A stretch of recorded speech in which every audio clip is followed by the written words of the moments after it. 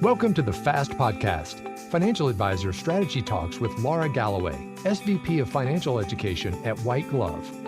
Lara provides advisors with an opportunity to hear from some of the best minds in the business. Follow along to learn quick tips to help you grow your business, from gaining new leads to keeping current clients engaged, and everything in between. Now, on to the show. Hello and welcome to the FAST Podcast with your host, Lara Galloway from White Glove. Lara, how are you?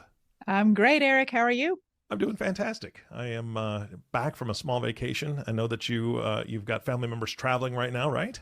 Yes, traveling is in the air. Can't wait to do more of it. Oh, absolutely. But before we leave and go anywhere, you have a guest on the show today. Who'd you bring on? Eric, I have with me Allyson Lewis today. So let me tell you just a little bit about Allyson. Allyson has worked in the financial services industry for 31 years, okay, including 24 years at Morgan Stanley and another 7 at Merrill Lynch. She's the author of 5 books that have been translated into 4 languages and have sold over 130,000 copies. And her YouTube channel has over 2.1 million minutes watched. She's a globally recognized author and speaker, and her clients include Kellogg's, Morgan Stanley, Northern Trust, and the FBI. She's been a guest on CNN and Bloomberg Information TV. Her work has been seen in Investors Business Daily, Advisor Today, the Los Angeles Times, the Chicago Sun-Times, and Fast Company. She has done a lot of good stuff. So, Allyson, I am so excited to welcome you to the Fast Podcast. Oh, it is a delight to be here. I'm glad to be here too. And I just want to keep hearing you talk because I'm Southern and you're Southern, and your accent is stronger than mine, and I love it. Well, you gotta do what you gotta do. It's beautiful here in Arkansas. Yes, ma'am. All right. So let's jump right in. I want to start off just by getting to know you a little bit. And would you share just a little bit of the background about your career for everybody? I'd love to. I was in college, degree in economics and English. 22 years old, I looked 12 and was hired to become a financial advisor. Back then we were called registered reps. So, I mean, it's been a minute. Long time. It has been a long minute. Went to work then, was recruited by Dean Witter, which became Morgan Stanley, spent 24 years there, and then spent 7 years at Merrill Lynch and have absolutely loved it, retired, and am now moving into a place where I really believe we can help people. I love what you're doing here. Was in the top 11% in sales nationwide. Now, that might not sound like a huge deal, but imagine that I was living in a town with 70,000 people with a per capita income of 45,000. And, when you want to do things like what you're doing here, it's about really just taking it up to another level. And I think what y'all are doing is fantastic. Well, thank you for being a part of it. We're really excited to have you here. And, one of the things that excites me a lot is when you bring that financial advisor background, all that industry experience in, and then you find some shortcuts and some hacks and some tips that you can share with other people so they don't have to figure out the stuff that you spent a lot of your career learning. That's what we want to do here at the Fast Podcast. We want really quick, actionable pieces of education to help these guys. And I know that's what you're all about. So I just want to start off. One of your statements is just like a great kicking off point, I think, for you to talk about what we're going to talk about today in terms of performance and productivity.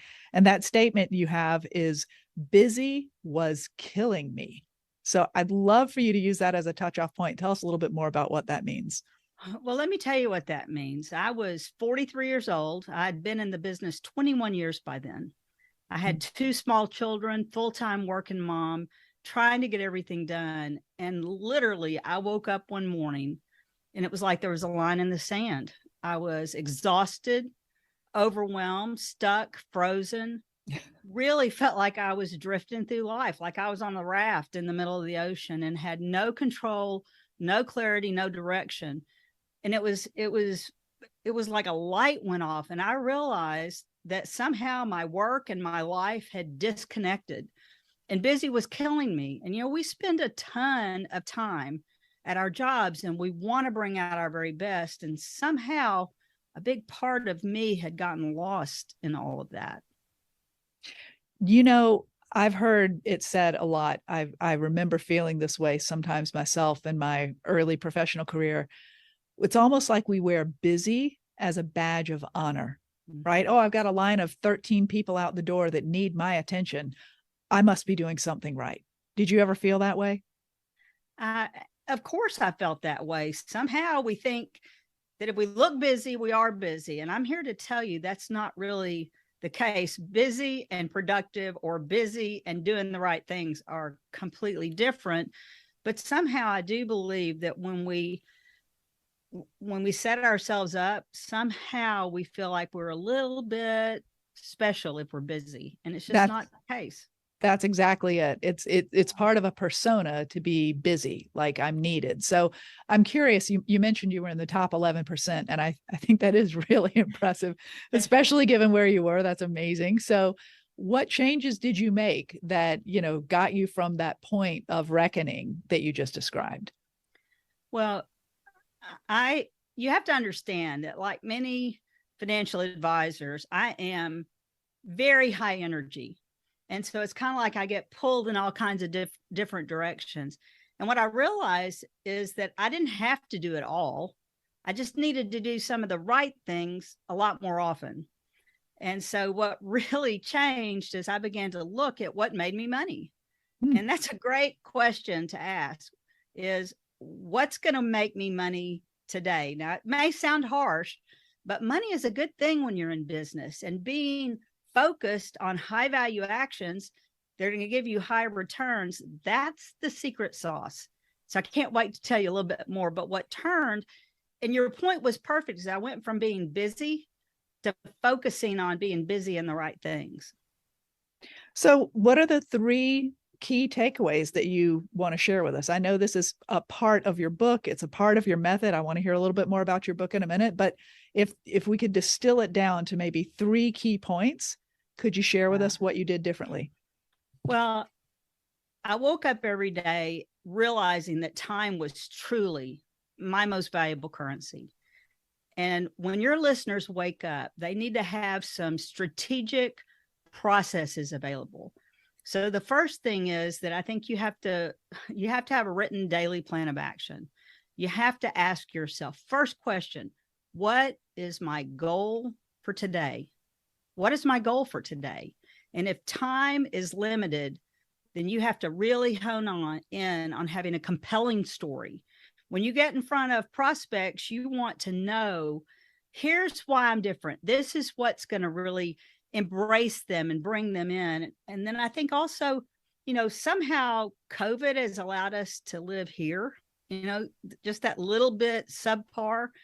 A lot of people are just wanting to get back where they were. And I'm like, let's just go to the moon. It is time to up the ante, bring it, and reach your highest human potential. That's what we want to do. So if people really want to do well, it's time to really just crush it. I mean, what else can you say? So I just want to reiterate it because I think that was so powerful. So number 1 is time is your most valuable currency, thinking about how you're spending it. And I love how you just say, starting with that action plan, being very focused. If you're too busy, maybe it's because you're not focused and you're all over the place and you're not being very productive with the time that you have. Is that a fair statement? Very fair. All right. Number 2, I heard a compelling story and knowing what drives you. So I think that's a really interesting piece to help kind of drive that focus again. Is that how you're using that? As you look at that, I want people to hear in their head that compelling story. It's all about clarity. What's your North Star? Where is the passion going to come from? Are you willing to do it with grit and perseverance and commitment? We got to come back to that. Really, why am I here? And how can I make the world a better place? So that compelling story comes from deep inside. We got to rediscover that. I love that. And the last one that kind of leads into beautiful. The third one was reaching that highest human potential. And I love how you pointed out the fact that maybe we did a little backsliding, some of us during COVID, or maybe we got a little complacent, and instead to be, more productive and to get better results and become one of those people in the really high echelon, like the upper 11%, like you are, you're saying, notice that, focus on it. Don't go for that. Let's go for reaching the highest human potential. I love that.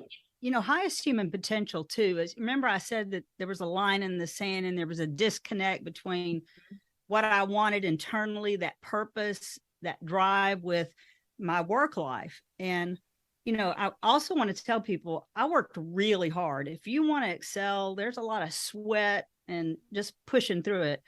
But highest human potential is where we really combine those things together. It's where we use our work strengths.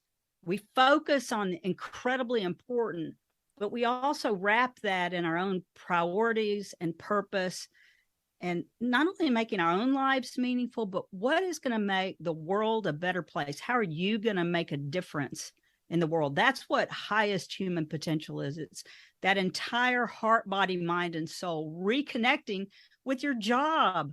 Imagine the power of that. I think we could go down a whole rabbit hole just on that key takeaway, because again, I'm very passionate about financial education. I really believe that as financial advisors, one of the greatest gifts that you guys get to do is empower people. Let's not lose sight of that. Like, how amazing is that? You get to empower people to take control of their finances and make great outcomes. So I love what you're saying here. Like I said, we could go off on that forever. So, but I do want to dial it in, because you have created this whole system that you're sharing. You've organized your thoughts. You've put it together in a book, The 7-Minute Life. And it's all about optimizing all of these strategies you just talked about. So can you just tell me a little bit, where did that 7-minute life idea originate? Well, I want you to think of financial advisors as people that have maybe a bit of a short attention span. Now, I'm not meaning to group everybody together, but the market is constantly moving. The volatility that we're experiencing right now, it can distract us. And so the 7-minute life, if I was going to truly impact people's lives, it had to be easy. And I mean, it had to be something simple that they could do in 7 minutes or less. So here's where the 7-minute life came from. There are 24 hours in a day. If you break that down into minutes, it's 1,440 minutes. All that I ask our followers to do is to take 1% of their day, just 14 minutes. And I think you can see where this is going. What would happen to your listeners if they took 7 minutes in the morning to think about, what is my goal for today? To create a written plan, to create clarity, to prioritize their tasks, and then just put a stake in the ground and just go do it. What would happen if they just took 7 minutes to really think about it? And then 7 minutes the evening to look back and say, did I do what I said I would do today? What kind of asset allocation can I make on my time? How can I really maybe learn from what happened today? So it's those simple inputs of taking 7 minutes to create clarity about what you're going to accomplish. If we can't get it all done, if I want to have a life that matters, I need to get the most important things done. So that's why 7 minutes. I love that. And I appreciate you doing the math, because that doesn't come as naturally to me as it does to you financial advisors. So thank you for that. That's good math. And I also love that you make it really hard to argue with anybody. I mean, who's going to say you can't spend 7 minutes doing this stuff? Right? I know. Right. I'm a lazy exerciser. When I decided I wanted to start doing something more after I had my 3 kids, I thought, God, I just got to find something to get active and stay active. And it's, if I have any excuse, Allyson, like, oh, I have to drive to the gym. Well, that's an excuse. Oh, the gym's closed. Well, that's an excuse. Oh, I've got to take a class. Well, I'm busy at that time, or something came up. I just couldn't have any excuses. So the thing I came up with was running, because literally I couldn't come up with a reason why I could not put on a pair of tennis shoes and go out the front door. Everything else, there's nothing else, right? So what I love about the 7-minute life is that it's just really hard for an excuse maker like me. And I don't know, maybe nobody listening to this podcast has this sort of personality trait. Maybe you're all really good at this. But if you are an excuse maker like me, Allyson, I bet, is going to tell you it's really hard to argue with that 7 minute, right? It is hard to argue. And I think that's why people are so excited as we're looking for ways to re-engage. Here's what's going to happen. We're either going to choose to be different, learn some new skills, up our education, which is exactly what you're doing, or your listeners are going to blink their eyes and a decade is going to go by. Yeah. And so if those are our choices, take 7 minutes or to lose 10 years of my life, I'll take some time to be intentional. There you go. Bringing intention to your attention, or attention to your intention. That's a good one. All right. So let's move on to the story, though. That's a great idea. I really like that. That was one of your big points, is developing that compelling story, but that sounds good. How do we do it? Well, your story, everybody, when I was in this industry, I did a lot of training, went through a lot of training. They all said, you need this UVP, your unique value proposition. And I'm like, okay, but I'm not going to get on an elevator and give people a 30-second pitch. What I'm going to do is live a life where people see the story of who I am, and I want it to ooze out of me. You can't replace that with some kind of canned UVP, some kind of unique. What's unique is your story. What's unique is your history, your beliefs about the markets. How are you going to truly help people? Be kind, be nice, be involved in the community. People want to do business with people they think are going to take good care of them. So the story is become an expert in the field. I was a CFP by the time I was 27. I was a SEMA. Go get the designations, read the books, do the homework, and become really an expert in your fields. That's the compelling story. And when you begin to develop that confidence, you don't need a UVP. All you need is to let people know what you do, and they'll want to do business with you. I love that. That's really powerful. And it's again, hard to argue that would be something that every advisor would have a hard time doing. It's very easy to imagine that if you're an intentional person and you think about why it is you're doing what you're doing, that's probably a lot easier for you to share with people than some practice canned elevator pitch. It is. And listening to what you do, what's separating this is that it's authentic. It's real. You're coming to people right where they are with this podcast. That's what people want to hear. They want to see real people that have been in the industry, that have done it, have survived through markets. They think this is unusual. In 1987, the market fell 22% in one day. Wow. For those people that weren't born in 87, let me tell you, I understand market volatility. It's part of it. And when the markets are volatile, this is the ideal time, not only to bring in new assets, but to truly make a lot of money. There are very few opportunities to either dollar cost average or do things when your gut's kind of wrenching, and realize that 20 years from now, play that movie to the end. Is the world going to collapse? No, it could be a long time. We don't know, but I just think this is an opportunity for people to really do a gut check and do their very best. You're right. I think it's so important to tap into that personal side, because you're dealing with people on a very personal level when you're dealing with their finances. So absolutely makes sense. And let's talk a little bit, though. As I said, we could go a long way about this. So let's just talk a little bit about how can our listeners do that step of reaching their highest human potential? What do they need to be doing to be intentional about that? Well, I'm a student, and so I'm going to add a new word to people's vocabulary today. So they probably need to grab a pencil, but it's called eudaimonic happiness. Eudaimonic happiness. And it comes from 400 BC from Aristotle. And eudaimonic happiness is that highest human potential. There's regular happiness where you're just doing something you love, and that's great. But think about highest human potential as something very few people have really ever experienced.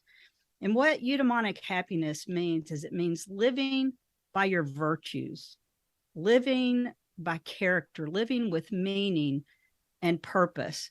And so in my mind, thriving, highest human potential is when we turn all of our gifts and talents and skills, everything we've learned outside, and we start giving away knowledge and time and things that matter. And that's when we reach the totality of life. I want people to think today is all they have. Now, I'm here with you today, experiencing in this moment life. I mean, this is your listeners right this minute. And so as you look at this moment, are you living to the totality of life? And if not, I think we have to ask some interesting questions, not just why not, because it's not something that just happens. You need to start learning about what that is. That's why you're doing these things. You don't just all of a sudden go, oh, I'm living to my highest potential. We got to read the books. We got to hang out with people that are living to their highest human potential. Jim Rohn said that successful people are simply people willing to do what unsuccessful people aren't willing to do. And that's fine. We want to do well. And I assure you, success in business is part of reaching your highest human potential, but it takes work. And I don't want people listening to your podcast to think life is easy. It is time. My motto for 2023 is it is time to get up, to do the work, to reignite the fuel, and to find that little something extra. You know, I want the next 12 months of my life to be filled with power and hope and inspiration to live out what we're talking about today. You know, if time truly is your most valuable currency, then boy, I want to live it to the highest human good. I love that. And you actually just, one of the things that we always like to ask on the podcast is, you know, what is your personal mantra? And I love what you just said. I think that fits really well when I'm talking to a person about their highest human potential. So yeah. I know that's coming from the heart for you. And that's really great to hear. So Allyson, another thing that we like to do as we wrap up is to do a defining success segment. And so I would just love to hear from you. What is one of the ways or a way that you define success for yourself? Wow, that's actually a tough question that I probably should ask in the morning during my 7 minutes is what would success look like for today? And so if you could see the tools that I use, which are very repeatable, very simple, it's a sheet of paper that says, what are the 5 most important things I'm going to do today? You know, we talked about if you can't do everything, what could you do today? So I guess my defining success would be to wake up with intention, to be very clear about how I want to spend today. And the success would be at the end of the day, writing down the things I'm grateful for and being able to come up with things that I felt like really made a difference in the lives of others. So I think the defining success moment are those little tiny moments in the here and now where we celebrate things that we're thankful for. So that would be my defining of success.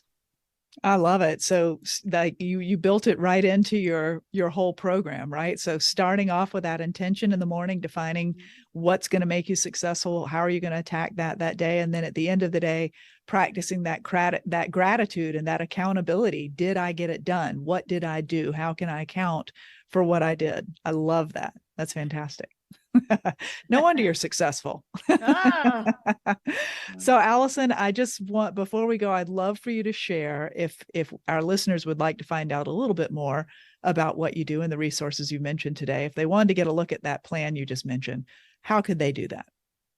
Well, I think, and thank you for asking, the 7minutelife.com is where they're going to go. But what I want people to know is that it doesn't really matter what tools you use if you don't use them. So at the 7 Minute Life, when people come and use our daily planners or hire me to coach them, or they want to become part of our master class, we only really want people to come when they're ready to make some changes. You know, it's any kind of effort that people put into life needs to be that I'm really willing to jump in. And I think that's what you guys do. I mean, you're putting a ton of effort into this podcast to make people's lives better. So when people are really ready, we say change happens in an instant. It happens the moment you decide to change. And so I think there's that tipping point that I hope people are going to hear, where once they decide that they want life to be different, that's when they'll reach out to the 7 Minute Life, where we believe the things that you can do on a daily basis will make your life completely different than it is today. So I hope that helps. I'd love people to come visit us and find out more about how they can change their lives in just 7 minutes. Books, tools, resources like a mastermind, coaching. I love all of that. And then I love the coach in you that just said all those tools are great, but you're the one that's got to take the action. So if you're listening and nodding your head, that's awesome. But if you're ready to take action, that's where the real success is going to come in. So Allyson, it has been an absolute pleasure. Thank you so much for sharing your wisdom with us today. It's been my pleasure. Thanks so much for having me. Wow, this has just been incredible. Allyson, I just wish you were passionate about what you do, because that didn't come through at all on this podcast. I was sitting here just amazed by, just the little bits of wisdom. I wrote a few of them down. I know that Lara did as well. Thank you so much again. I just want to echo what Lara said. Lara, you've chosen such amazing guests to this point. I just can't wait to see who's next. So thank you so much for everything that you do, of course. And our last thank you is to you, the listening audience. Thank you so much for tuning in and listening to the Fast Podcast with Lara Galloway. If you have not subscribed to the podcast yet, please click the subscribe now button below. This way, when Lara comes out with a new podcast, it'll show up directly on your listening device. And we humbly ask that you share this podcast, rate it, and leave a review, as this actually does help others find the show. Again, thank you so much for listening today. For everyone at White Glove, this is Eric Johnson reminding you to live your best day every day. And we'll see you next time. Thank you for listening to the Fast Podcast, Financial Advisor Strategy Talks with Lara Galloway, your go-to source designed to help you grow your business. Have questions about the topics covered during the show? Visit our website at www.whiteglove.com or email us at info@whiteglove.com. Don't forget to click the follow button to be notified when new episodes become available. The information covered and posted represents the views and opinions of the guests and does not necessarily represent the views and opinions of White Glove. The content has been made available for informational and educational purposes only. The content is not intended to be a substitute for professional investing advice. Always seek the advice of your financial advisor or other qualified financial services provider with any questions you may have regarding your investment planning.